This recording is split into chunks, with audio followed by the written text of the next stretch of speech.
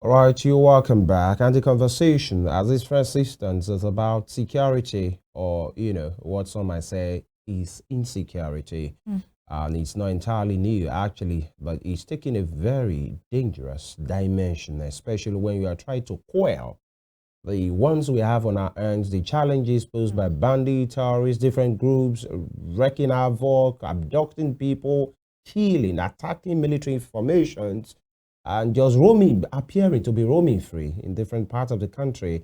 Of course, but let's state it here that security or insecurity is not just a Nigerian thing, it's a global phenomenon. But when the dimension is looking like the criminals are overrunning states and they are just having a field day, in spite of the military coming to say we'll neutralize this number, this figure at some particular point in time, it seems the number is increasing. And now when you hear, has been confirmed by the defense headquarters, that we have, another group called the Lakurawas, especially the northwestern part of the country.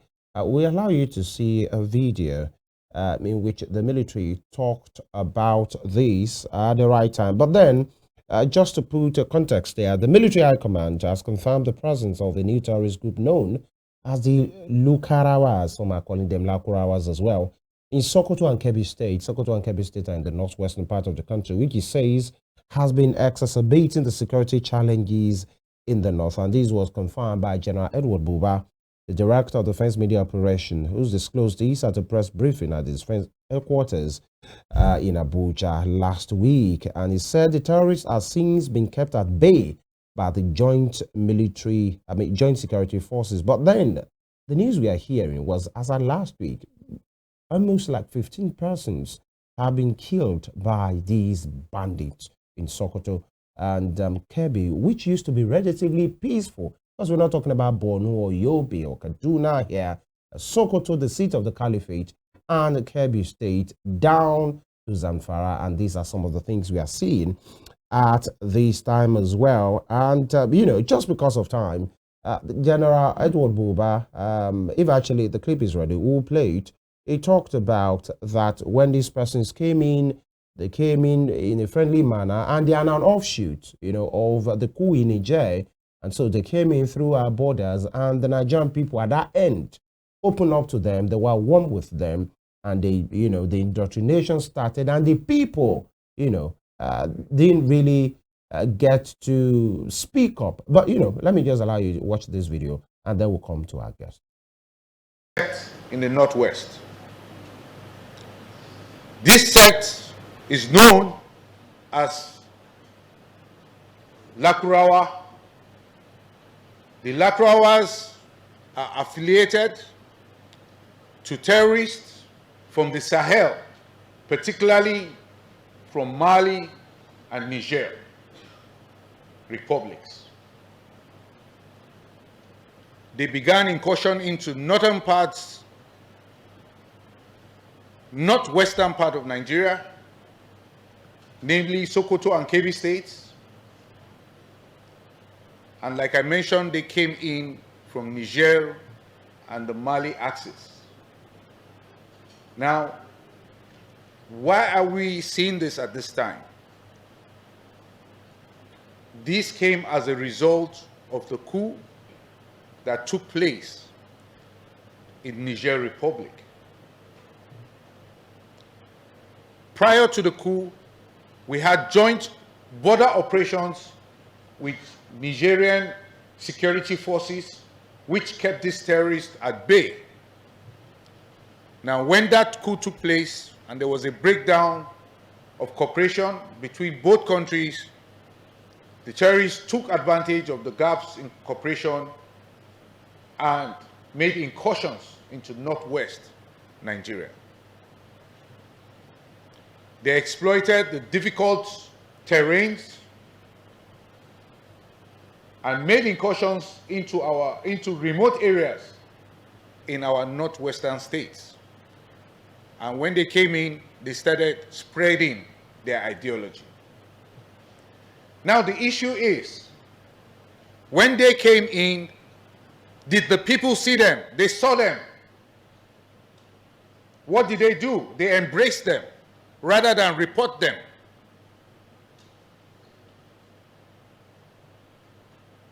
And what has that resulted to? The people saw them as friends. All right, that was Major General Edward Buba, the Defense Headquarters spokesperson. And we are being joined this morning to shed more light and to give us this perspective of what we have on our hands. Reverend Father Dr. Anthony ADEBAYO, he's a scholar and, of course, a security analyst. Thank you, Reverend Father, for joining us.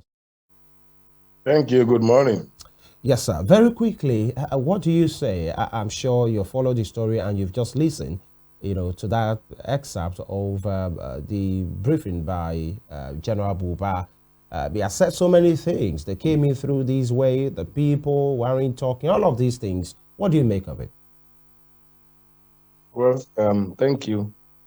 What I make of the speech by General Buba is just trying to pass the buck. Just trying to pass the buck so that you can blame the people. You understand my point? So I think he's not being sincere with the truth. That's just it. He was talking about, I will take two things out of what he has said. Number one, he was talking about, three things rather. He was talking about the fact that this group came in as a result of the coup in Niger. I think I'm correct. Instead of the coup in Niger. Yeah, Niger and Mali. That's why they came in. Mali. But the truth is that this group has been around since 2018. So it's not because of the coup. The coup may have aggravated things and make a joint security between those nations more difficult. But that they came here as a result of it. When was the coup? The coup was last year or so. But they have been that group has been there since 2018. That was the first thing. All right. Then the second thing is that you now start blaming the people. The people embrace them. They didn't report to the authorities and all that. For me, I think the military, the security agencies are trying to pass the buck and blame the people. You understand with me that in every local government, no matter how rural that place is, there must be a local government there. All right. And in that local government, you have DSS people. You have DSS. In every local government, you have police. You have DPO. You have police posts. You have police stations. In every local government, you also have civil defense. Are you following me, sir? Yes. So now, if you're having all these security agencies, a plethora of them in every local government, and then strangers are coming into town, and then they are relating with the people, and you are saying the people did not come to report. If people did not come to report, what are your men doing on ground? What are they doing? The essence of security agencies is that they need to be proactive. That okay, we saw people that are not ordinary part of this place. Who are they? You profile them. Because people these days don't actually trust security agencies to go and give them information. Because when Boko Haram was ravaging so much, if you go to give them information, Boko Haram will come back later to your house to come and attack you because they will say you are the one that gave information. So everybody is careful to be the one that will be the informant or the police or informant or the military. But having said that, what is the DSS doing in those local governments? Two states, Kebbi and Sokoto states. So what are the DSS people doing? There are divisional police stations there. There are police posts there. There are police stations there. What are they doing? Are they going to say since 2018 they saw nobody, they saw nothing? That cannot be true. That can't be true. Then another thing I want to take out of what he has said, the third thing is that he said the difficult terrains, which is true. I agree with him on that. Because of the large border, this thing and all that, the terrain may be difficult. But the issue is that those bandits, those guys, they come to town, do what they need to do, and go back. They have been collecting taxes. They have been collecting. They have been rustling cows. They have been. If you want to go to your farm, you pay them, and that has been on. And then you say they do so they don't actually stay in the border all the time. They come to town, strike, and go back. So if you are serious as a military country, as a military outfit, as a security outfit, there's a way you can, when they come, you go and go, there's a place they pass. There's a place, Ujukpo now, there's a place they normally pass. There's a road they normally pass. All right. Why not set people to town that if you want to catch thieves, go and disguise as a thief. Okay? May go and join the people, may even go and be among the victims. Yeah. So I will use that to understand what is going on. Yeah, So Dr. ADEBAYO, all right.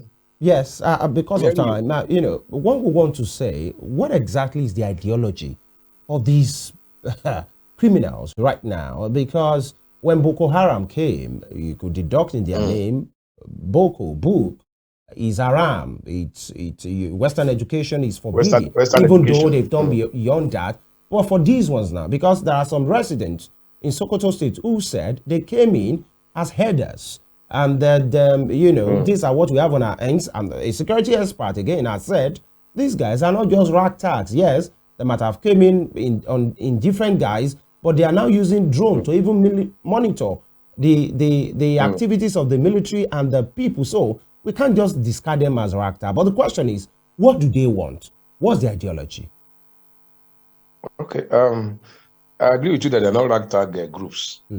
Terrorism is an organized network, very organized. And this Lakurawa is very organized. They are from Niger, Mali, Libya, and all that. So they are used to warfare. But one thing we need to know is that from what General Uba said, I also want to take us back there. The last thing I'm going to say about his talk, if you don't mind, is that they came in as this and that, as friends, as elders, and all that. I believe by now, security agencies in Nigeria should have known that terrorism has the same objective, the same goal, and that is subjugation, nothing more than that. The subjugation may now take different manifestations. Boko Haram said Western education is a sin, is haram. What Boko Haram is trying to do is that it wants to take over territories. At a point they hosted their flags in places. So when Boko Haram came in, what Boko Haram did was that it used Western education as an excuse. All right. And when they use that as an excuse, people were able to understand with them. So they came as Islamists. They came as people fighting for Islam. They came as people fighting for they came like Puritans. That Western education has corrupted Islam. So we must rescue Islam. We must put Islam on its right track. And because of that, many people accepted Boko Haram ideology, not knowing that what Boko Haram wanted to do was just to conquer territories, and they hoisted their flags in so many local governments in Borno and all those Yobe states and some other states like that. So now, and that has been the ideology of every terrorist group all over the world. They all have the same methodology. Subjugation. They all have the same strategy. Come in as good people, relate with people, and then when you are well entrenched in the midst of people, you bring out your fangs, you bring out your real self. What Lakurawa people have done also is the same thing. All right, Lakurawa came in as rescuers, as sympathizers, as missiles of the people. The bandits were always attacking those areas, taking their cows and all that. So when these Lakurawa guys came, they were so to say seen as fighting the bandits on the people's behalf. Are you following me, sir? Yeah. So because of that, people were able to welcome them. People were able to relate with them, even though they are complete strangers. They are not even Nigerians. So now they were able to get into the people using that methodology. Just like Boko Haram also came in through Western education. It's a sin ideology, a methodology rather. So whenever you look at any terrorist group, they always have this excuse of people letting people accept them, and then when you finish accepting them, they come out with their real self. Don't forget how Hezbollah came in and conquered Lebanon. Hezbollah leader is more powerful than the president of Lebanon. Hezbollah came into Lebanon, it's an Iran proxy group. Iran is the one funding them. And then when they came as trying to purify Islam. So many Muslims in Lebanon accepted Hezbollah whole and entire. But now we can see what Hezbollah has done to them. Hezbollah is more powerful than their military, if not that Israel is now trying to blast them now. So Hezbollah came in as trying to purify Islam, that other influences in Lebanon has tried to distort. So that's the way they all come in. That's the way they all come in every time. It's just the same thing. Boko Haram came with book ideology. these guys came as a fighter for the against the bandits. The same way. So there's nothing new. There's no difference. Look at Lakurawa is still the same thing. Well, they are still the same terrorists. All right, Father.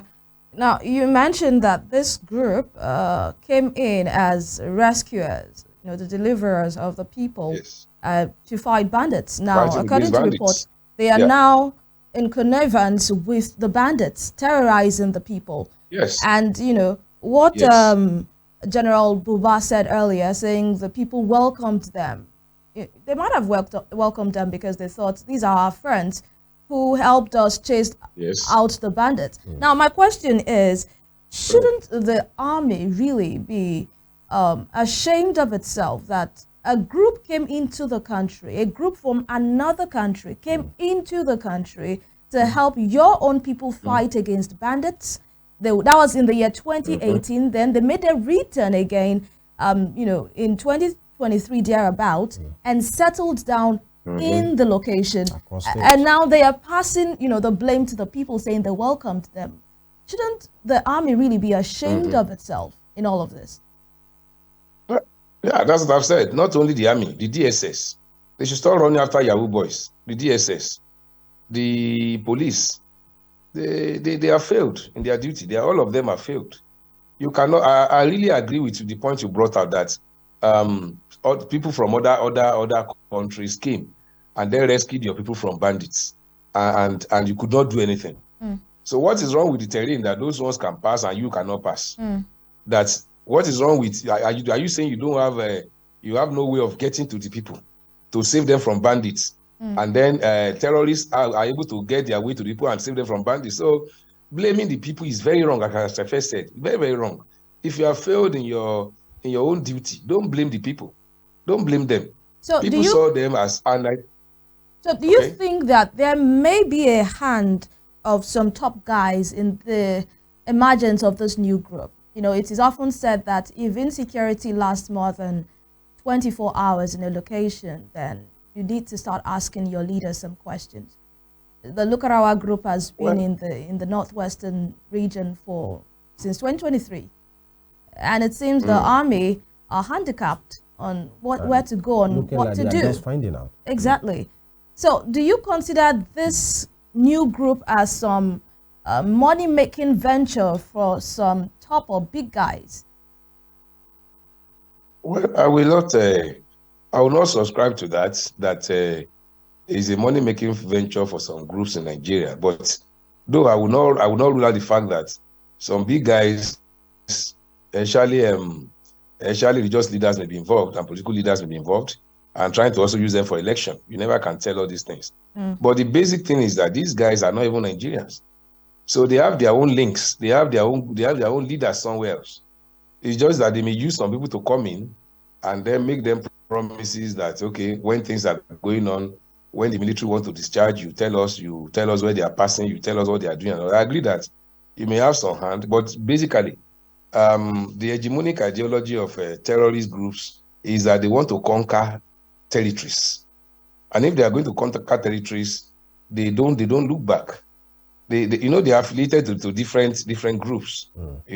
The Houthis, this and all that. So, but I will agree with you to a large extent that, well, you may have some co-conspirators among Nigerians, but that is a money-making thing for some people here. I wouldn't really want to subscribe much to that. But the conquer of territories by terrorists themselves is what actually holds sway here, and that is the way they all behave all over the world. All right, terrorism is the same. Okay, it's the same. All right, we have to wrap up this conversation, Father, and I'd like to ask you, what should the Chief of Army Staff, the acting Chief of Army Staff, Major General Olufemi Oluyede, be doing at this time? He just got into this position, and it seems he has a big challenge waiting for him already. So what do you, we heard in the news that he visited Sokoto and to, inspect and also speak with the locals. But what do you think he should be doing at this time? Kinetic or non-kinetic? Which way do you think he should go? Well, before I get to General Buba, I will first of all want to talk about the Femi, the First Minister. I don't know why President Tinubu appointed Matawale as defense minister. I don't know. Because up till now, when he was governor of Zamfara State, the bandits were ravaging his state almost every day. So somebody who cannot protect a state, you now make him defense minister of a whole country. What is he coming to do? You know, somebody cannot protect a state. You are bringing him to come and protect a whole nation. So I don't know how Tinubu thinks and what he thought is what he's doing. I don't know. Then coming to the general, what I would think he should do is that the best way to do to terrorists is cut them off from supplies. Cut them off.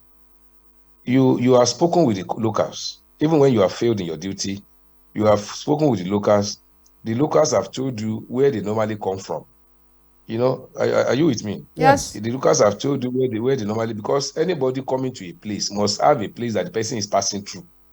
Even if the person is flying, there must be a route. Aeroplanes don't just fly anyhow. There's a navigation, there's a route that they fly, even aeroplane. So if they have been coming and going, rustling cows and going, there is a place they pass. Station your people around that place. Cut them off.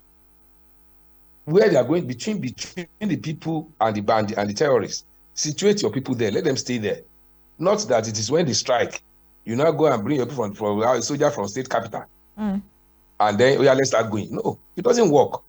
And you know, in some of these local areas, there may not even be a network for GSM, for phone. So station your people, give them gadgets that can talk, so that they can come for backup there is need. Station them, cut them off. That's the first thing about it. But look at what Israel is doing. Look at what Israel is doing to Hamas and what they are doing to Hezbollah. It's not rocket science. The bandits, the terrorists are not invisible. They are not spirits. Cut them off. Between where they pass to get to the people, go and station people there. Not that your people are 10 kilometers away. When there's an attack, you now start coming down. Before you come there, the bandits, they have gone away. Yeah, That's just it. Yeah, yes. Thank you for that beautiful solution. But in 30 seconds, I just want to, because our topic this morning, we are looking at it from the point of intelligence, and you have confirmed through your submission, there's a failure of intelligence, actually, and the military passing the buck to the people. In fact, according to Human Angle, their platform, we'll talk about security, they said, the locals in the communities who saw the deadly fire, the group possessed, described them as extremely dangerous. Now, they said one Shehu Makari, one of the deposed monarchs in Tangaza, told Human Angle that the first time they suspect, this was the guy, let me quote him, the first time we suspected Lakurawa's fearful movement and infiltration of the group from Mali and Libya into our area, we told the government and the security authorities about the situation. The Lakurawas imposed laws on our communities and lured us with protection against bandits and attacks, and they have told them to pay zakat and all of these things. So it's not just a day, and they are spread across local government. At least they are in Tangaza, Gudu, Silami, and many other places like that. And you spoke about the defense ministry. Let me add this to you to what matter. They are so visible that they are even encouraging you to join them by giving them 1 million. So it's not a secret. It's not a secret. What's the military now saying? I'm listening to you, sir. Yes. You have gotten to the point I was trying to make. Just on a final note, now this is just about the Lakurawas, and they are already shown. You said it. They are very visible. It's not like they are ants or they are eating somewhere. They are so pronounced that we can see. And you have talked about the defense ministry and some ministers that are still being kept. At what point do we think we'll come out as a serious nation? Father, if you understand what I'm saying, that we'll take ourselves, our people, our modus operandi serious. Because for the defense headquarters, we are not talking about one police station somewhere. Defense headquarters to be coming out and say it's because the people have not been talking. When do we get serious? It's just, in fact, they should, whoever said that the man should cover his eyes in shame, that people are not coming. People who have been collecting paying 1 million to people to come. People who are in different local governments. You say people are not coming. What are you doing? Don't you have your personnel? Why? If you see the budget of security in Nigeria, it's more than the budget of education, health, road, everything combined. What are you doing with all those money? DSS is there. They are busy running after Yahoo boys. So it's for what you have said is correct. we are not serious yet. That's just it. Israel has shown seriousness that terrorists are not ghosts, are not invisible. Now, to answer your question directly, if President Tinubu is serious about this nation, he should begin to look seriously into security. Yeah. Don't forget that this is only Lakurawa. Other ones are operating freely. So I don't know why they're only talking about that. That one just came in. What are the ones on ground that have been operating till now? Till now. What are those ones? Why food is expensive now is because many farmers cannot go to farm in the north. So all those things they used to bring from the north, bandits have taken over. So Tinubu, for me, Tinubu should just look at it and say, come, and give them marching orders. All right. And you should even sanction the person who is trying to blame the people. All right. Am I the one collecting the budget money for security? Yeah. And now there's no food. Anthony, food is expensive. ADEBAYO is a scholar. I want to sincerely thank your security expert and analyst for your time. In spite of your busy schedule, I must put that there. You made time for us this morning. Thank you very much, sir. Thank you so much. God bless. Thank you. All right. And that will be the first leg of the conversation. When intelligence, when duties, responsibilities are shifted to the people, Evelyn, and they are the people who are suffering the thing, even when they are not forthcoming. Where's intelligence in all of these? When it's time to go for a protest against the government, all of a sudden the intelligence antenna will be raised. But then we keep asking these questions because Nigeria must prevail. We'll take this quick break. And when we return, we turn to education, the bedrock of any serious society. We'll be back.